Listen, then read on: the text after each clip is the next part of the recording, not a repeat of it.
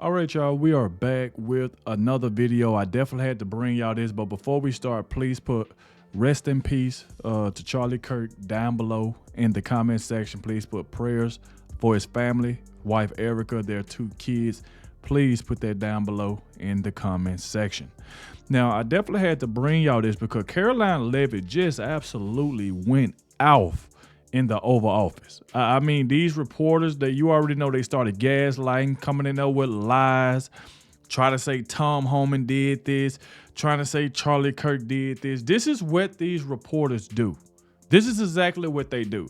And not only that, Benny Johnson pretty much shares a story with us of what Elon Musk said to him at Charlie Kirk's memorial, pretty much saying the reason why he decided to make it right with President Trump. And I showed y'all that in the video yesterday of Elon Musk and President Trump, you know, sitting down, talking to each other and stuff like that. I even have the video of President Trump pretty much explaining, you know, what Elon Musk was pretty much saying and, you know, what happened after that. So I definitely want to bring y'all this. But like I said, please hit the like button, subscribe to the channel. Shout out to everybody showing so much support. And shout out to the one that always watches the entire video. I appreciate all of you for doing that, and especially the ones that always let me know down below in the comment section that you did stay to the end. Like I said, I try my best to keep y'all up to date with everything that's going on. And like I said, please hit that like button as well. That very, very is important. Definitely helps get the video out there. So without further ado, let's go ahead and dive straight into this, y'all. Now, before we get into what Karoline Leavitt said, and not only that, Ilhan Omar is pretty much on the verge of tears because it seems like she's getting deported back to Somalia. So, of course, you know, she'll run over there to CNN. She'll run over to the MSNBC crying, oh, Donald Trump can't deport me. I'm a citizen. No, you married your brother. We know what you did. It ain't no way, ain't no getting out of that. So, like I said, let's check this out right here. So you can see right here about this black, she said, black woman had some bad words for the Democrats who falsely said Charlie Kirk was racist and then celebrated his death. Check out what she said.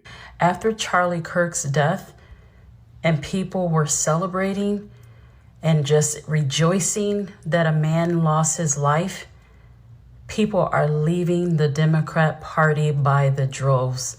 They celebrated a father being dead, a brother, a husband, a conservative, a man of God. People are done. The Democrat Party has now become the party of death. And I agree. They have become the party of death. And she's exactly right.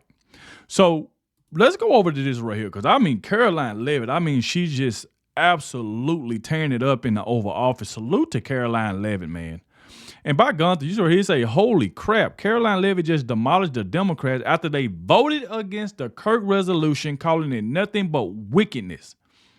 And then you got people like Jasmine Crockett and AOC, you know, pretty much saying yesterday, this man is a racist, he's this, he's that. Like, these are some sick people, bro. Check out what Karoline Leavitt said. Again. Now, before I open it up to questions, I do want to speak on the heinous political assassination of Charlie Kirk. As President Trump powerfully stated yesterday, this assassination was an attack on everything that makes the United States of America the greatest country on earth. But that attack has completely failed. The heartwarming response from the overwhelming majority of the American people over the past 2 weeks is all of the proof that you need. The assassin who took Charlie's life can destroy flesh and blood, but he can never destroy the values that Charlie stood for. All across the country, millions of Americans have prayed, hosted vigils, attended church services, became politically engaged for the first time, and honored the legacy of Charlie and the ideals he died speaking for. The beautiful memorial service attended by President Trump and 100,000 great Americans in State Farm Stadium yesterday was just the latest example. And Erica Kirk's mercy was one of the greatest acts of grace this world has ever seen. May God continue to watch over Erica and their beautiful children. Unfortunately, there have been some jarring exceptions to this unity. This past Friday, 58 House Democrats voted no, and 38 voted present on a resolution that simply stated, condemning in the strongest possible terms the assassination of Charles James Kirk and all forms of political violence. There were no strings attached to this vote. This was a simple gesture of human decency to denounce political violence. I wish I could say that this was only a fringe group, but 96 votes is nearly half of the entire House Democrat caucus. And they didn't just vote against this basic resolution condemning political violence. A number of those same Democrats took to the House floor to smear Charlie Kirk's name. Exactly. And one of them was AOC. Just smeared them. You know, this is what Democrats do. Like, you get people like AOC, she smeared Charlie Kirk's name, and then at the end she'll say prayers for his family. How you going to say all of this about Charlie Kirk? He was nothing. He was a racist. He was this. He spewed hate. And then at the end of it, my prayers go out to his family. Like, these people are full of crap, man. Just full of crap. Just don't make any sense at all. The man wasn't even buried yet, and Democrat members of Congress were denigrating his memory on the floor of the House of Representatives. This was truly a sad moment and a clear reflection of how radical the Democrat Party has become. Many Democrats in elective office have now been totally captured by a radical fringe of the far left base who want to dehumanize every person they disagree with. We must continue to call this wickedness out. It's the only way that our nation can heal. For too long, past leaders have offered platitudes while political violence has been allowed to fester and harm innocent Americans. There has been coordinated campaigns dating back years, spearheaded by radical left-wing organizations centered on dehumanizing, intimidating, doxing, and even attacking Americans whom they disagree with. These groups have radicalized impressionable individuals to foment violence. An attempted transgender assassin traveled to Justice Brett Kavanaugh's family home with plans to end his life. An attempted assassin came within an inch of ending President Trump's life in Butler, Pennsylvania. And on the campaign trail, another attempted assassin tried to kill the president at his golf club in Florida. A left-wing assassin shot United Healthcare CEO Brian Thompson right in the back in the heart of New York City. ICE agents are facing a more than 1,000% increase in assaults for simply doing their jobs. Violent radical left-wing mobs engaged in illegal behavior, targeted Jewish Americans, and shut down America's college campuses under the previous administration. Left-wing mobs burned down Tesla dealerships out of, quote, protest of Elon Musk and his policies. In May, a left-wing activist shouting "Free Palestine" murdered 2 innocent Israeli embassy staffers outside of the D.C. Jewish Museum here in Washington. Wow. These are just a few examples, prominent examples, of the growing left-wing political violence in our country. Enough is enough, and as President Trump has promised, he will directly address the dark sources funding and supporting this domestic terrorism to finally restore order in our country. Yep. The American people can expect further, very strong action on this very soon. Everyone, Republican, Democrat, everyone in between, we all deserve to live in a country where we do not have to fear for our lives simply for stating what we believe in. With that, I will take your question. In today's new media seat, we have Monica Page, who is the White House correspondent for Turning Point USA's news. And salute to Karoline Leavitt. And like I said, Democrats, they want this right here to keep on going. They want this to keep on going. It is just absolutely insane, like how these people is acting and how they still just smearing Charlie Kirk. It is crazy. So check this now. I say, boom, Karoline Leavitt just delivered the biggest mic drop of the day. Another news reporter tries to accuse Trump of weaponizing the DOJ.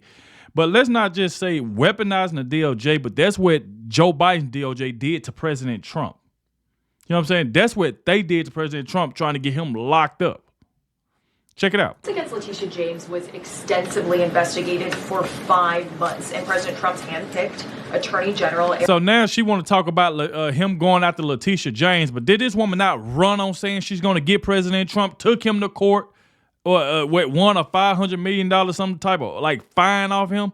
This woman kept saying she was going to go after Donald Trump, and this reporter has the gauze to come in the overall talk about is Donald Trump using his DOJ to weaponizing his DOJ to go after Letitia James. Like this is insane, man. The way these reporters, I'm telling you, man, I would just kick them out the Oval Office just for asking stupid questions. Against Letitia James was extensively investigated for 5 months, and President Trump's handpicked Attorney General Eric Siebert could not find any evidence that he committed a crime. So is the president saying here it doesn't matter if there's a crime, he just wants his political enemies to be charged. Well, Wow. let me just walk you through Letitia James. Letitia James completely abused her oath of office. Letitia James was actively and openly engaged in lawfare. You talk about weaponizing the Department of Justice. What was Letitia James's campaign slogan?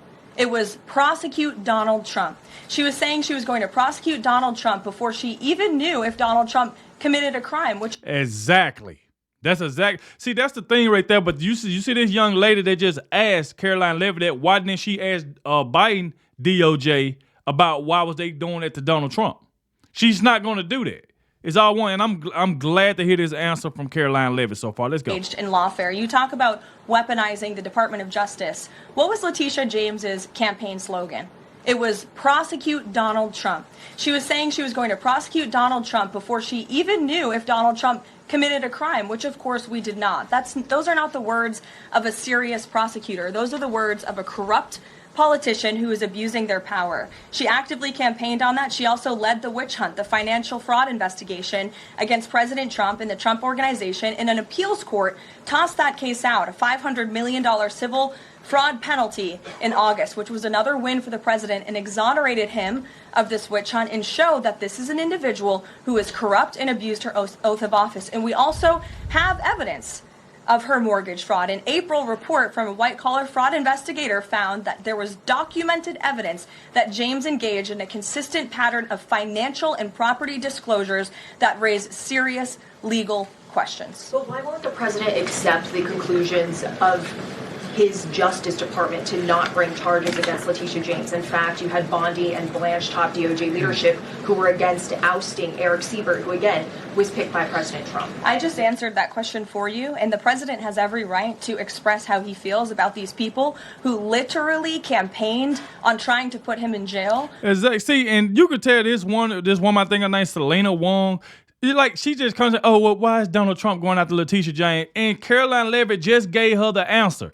This woman, pretty much ran a campaign saying, I'm going to get Donald Trump. We showed the videos of her sitting behind Donald Trump in court, smirking and laughing and using Judge Engoron to do her dirty work.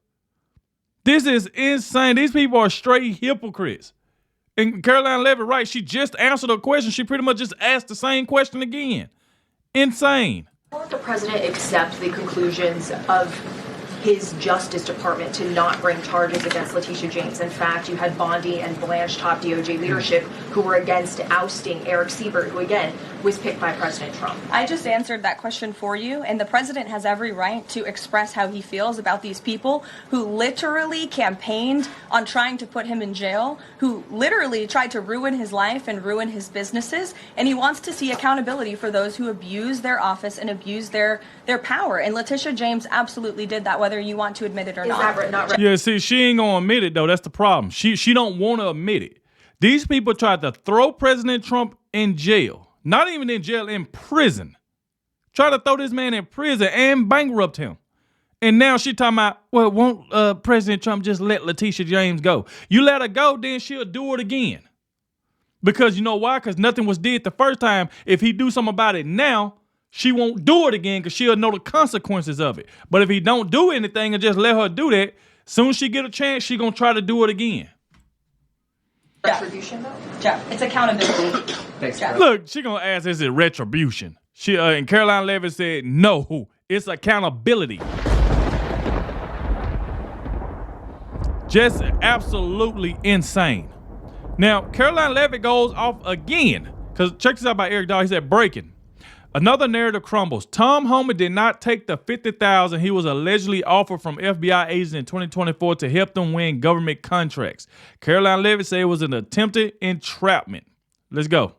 I mean, can you just speak to, did the president ask the Justice Department to close the case, and does Homan have to return the $50,000? Well, Mr. Homan never took the $50,000 that you're referring to, so you should get your facts straight, number one. Number two, this was another example of the weaponization of the Biden Department of Justice against one of President Trump's strongest and most vocal supporters in the midst of a presidential campaign. You had FBI agents going undercover to try and entrap one of the president's top allies and supporter, someone who they knew very well would be taking a government position months later. Mr. Homan did absolutely nothing wrong, and even the President's Department of Justice, even Kash Patel's FBI, looked into this just to make sure. They had a number of different prosecutors and FBI agents who looked into this. They found zero evidence of illegal activity or criminal wrongdoing in the White House, and the President stand by Tom Homan 100% because he did absolutely nothing wrong, and he is a brave public servant who has done a phenomenal job in helping the President shut down the border. Exactly. Salute to Tom Homan because he's definitely been doing a good job.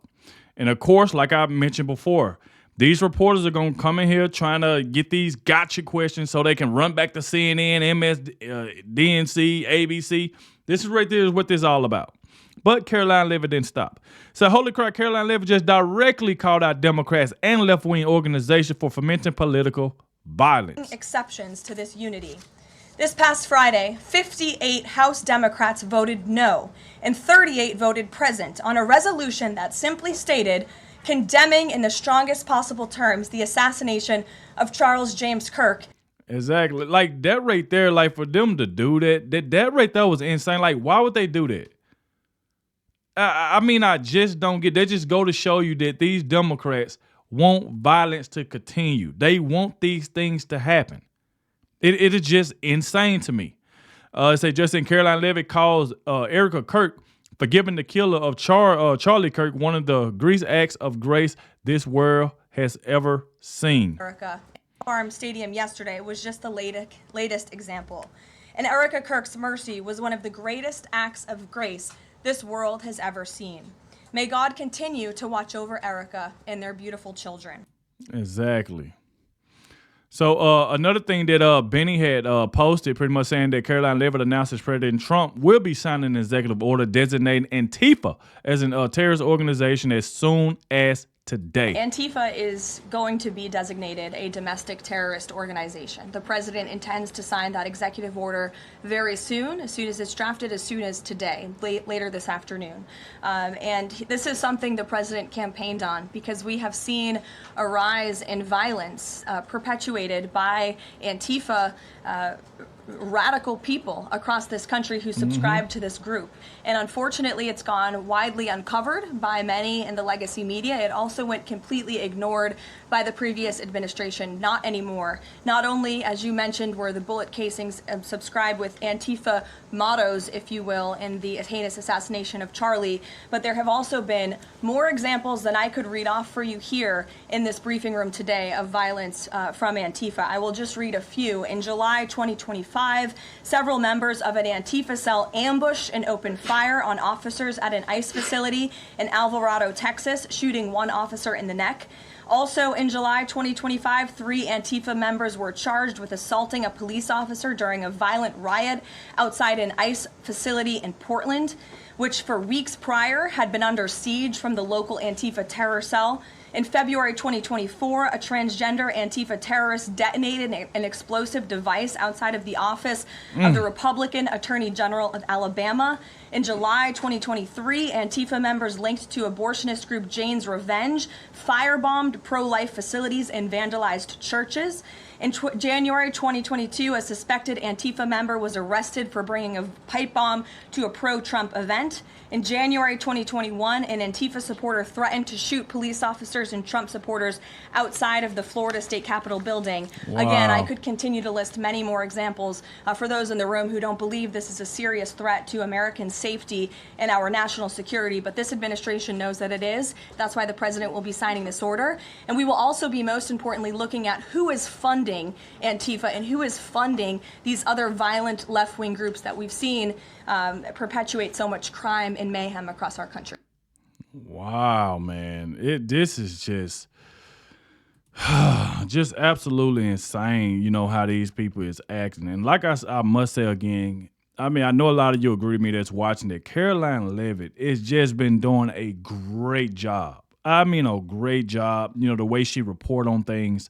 And another thing that I want to share with y'all is that Karoline Leavitt reflects on the last text message she received from Charlie Kirk the day before his assassination. Charlie was a great guy, and he was, of course, a very influential person in the conservative movement, in the MAGA movement. He was so helpful to the president during the campaign and to all of us who worked on that campaign, that historic campaign.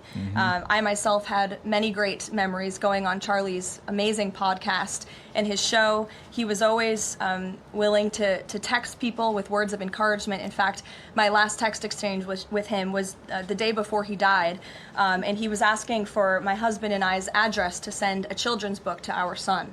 And I think that just speaks to the type of person that he was. And I know so many of us here at the White House are going to miss him very much.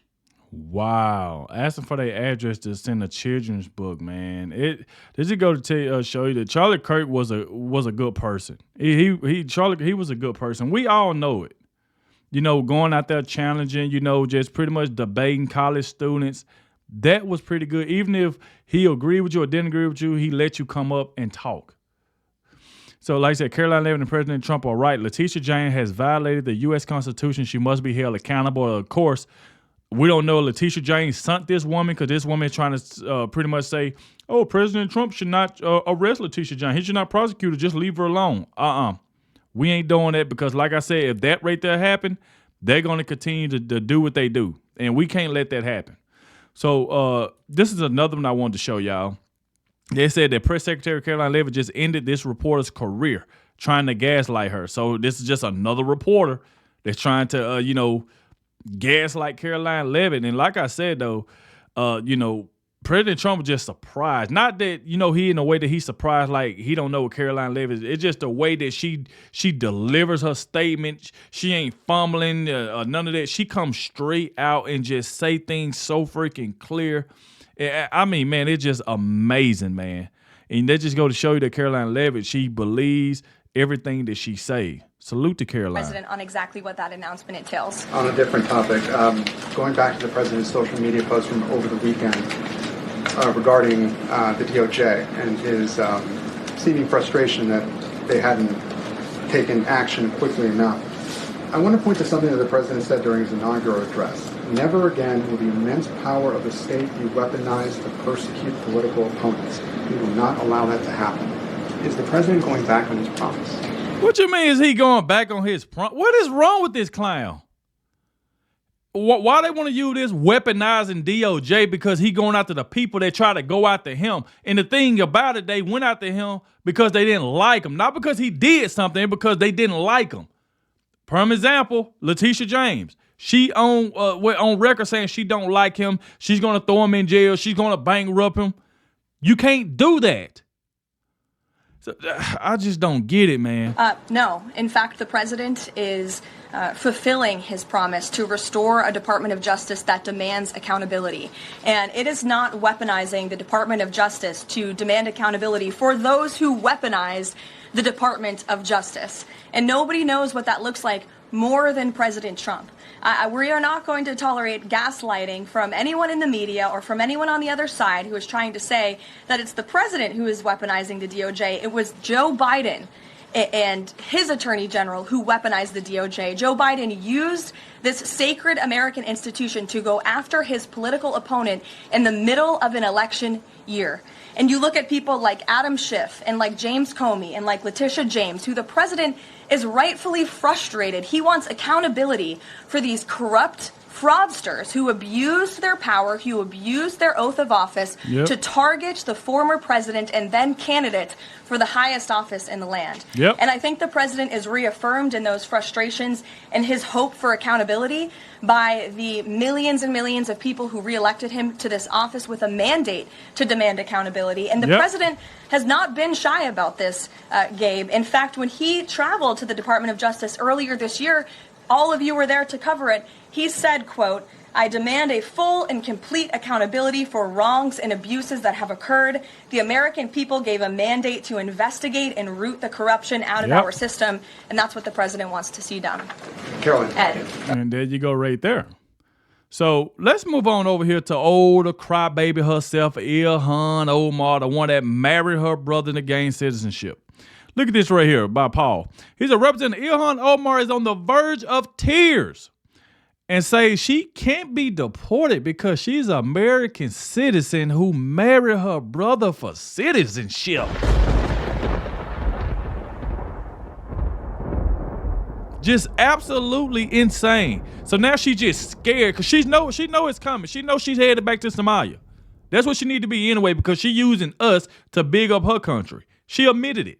Check it out. For me, is I feel embarrassed for him because in these attacks, what he does, and I think with the likes of Nancy Mace and whoever that Randy guy is, they expose themselves for how stupid they are. And that is embarrassing for us as a country because these are people who are elected to positions of leadership. He's supposed to be the president of the United States, who's heading off to Europe to represent us. When he does, he's uneducated enough to understand that members of Congress can't be impeached. You know, when you have Nancy and Randy saying, you know, we're on it, we're going to impeach her. When they're saying they're going to deport me, knowing full well that you cannot deport an American citizen. You ain't no American citizen. You married your brother. They don't count. You're going home.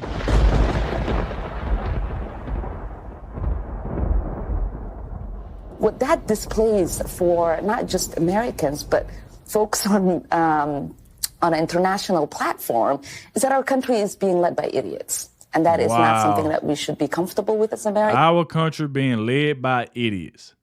Like, this is insane. This woman definitely got to go. She got to go, man.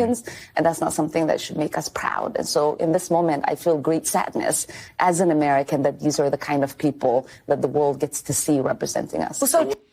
Wow. This right here is just crazy. All right, so I want y'all to check this out right here by Benny. Say, new. Benny Johnson tells the behind-the-scenes story of Elon Musk reuniting with Trump and Charlie Kirk Moore. Now, I show like a little clip of, President Trump and Elon Musk, pretty much back talking and stuff like that, which is good. And I showed the video of Charlie Kirk saying that it was going to happen, that President Trump and Elon Musk was going to, put their difference to the side and come back and talk, and it happened. But let's check out what Benny Johnson said that, Elon Musk told him about President Trump. All the cabinet secretaries got to see a lot.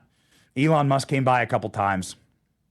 And I just want to use Elon Musk as a example of the power of Charlie's legacy. Elon Musk and Donald Trump had a bit of a falling out. Maybe you've heard of it.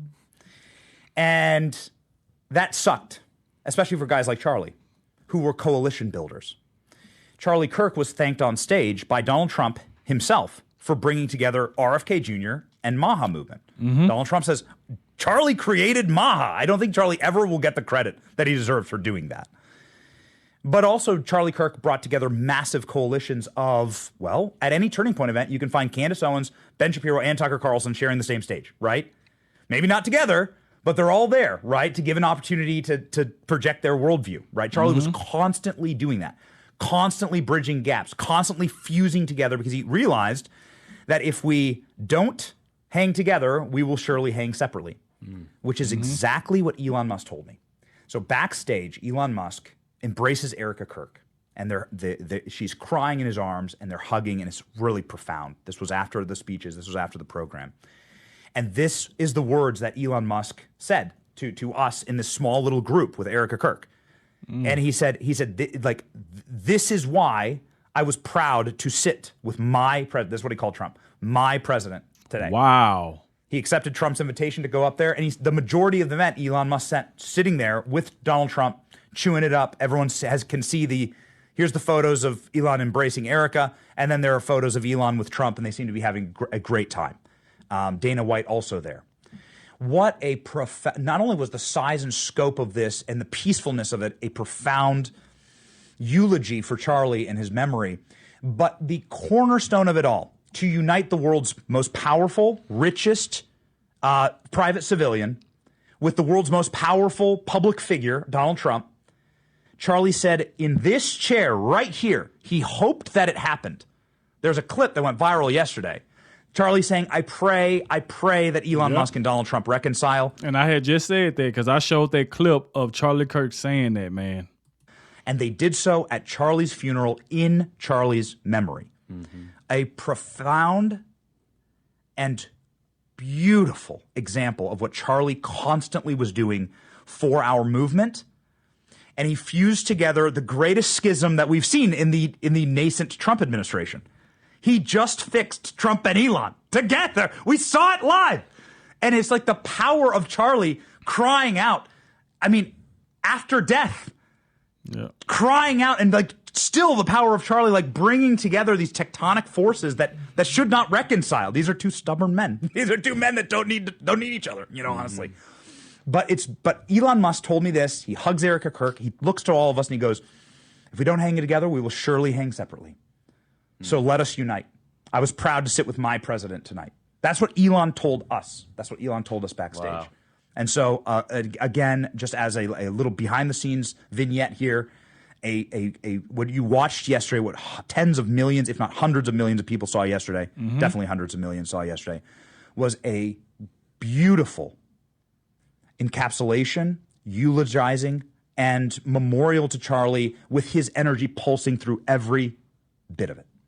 Wow. Just amazing coming from Benny and, pretty much explaining, what Elon Musk told him. He said, my president. It's just good to see that.